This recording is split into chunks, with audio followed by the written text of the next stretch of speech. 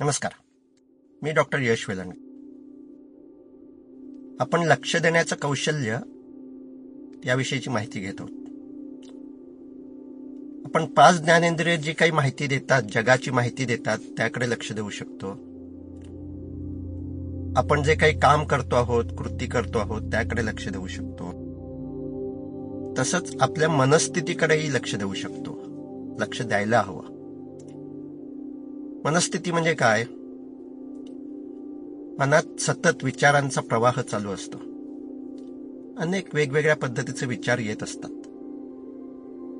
हे विचार तयार करणं हेच मेंदूचं काम आहे. आपण जी माहिती घेतो त्या माहितीचं आकलन झालं की विचार तयार होतात. म्हणजे हा आवाज या पक्षाचा आहे, हा एक विचार असतो.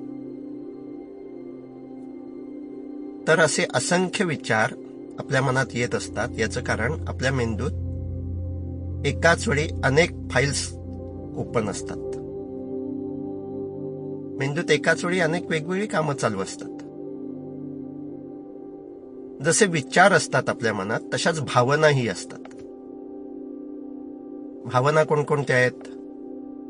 आपल्या सगळ्यांना माहिती आहे. प्रेम, आकर्षण, राग, चिंता, द्वेष, भीती, वासना, अशा अनेक भावना आहेत.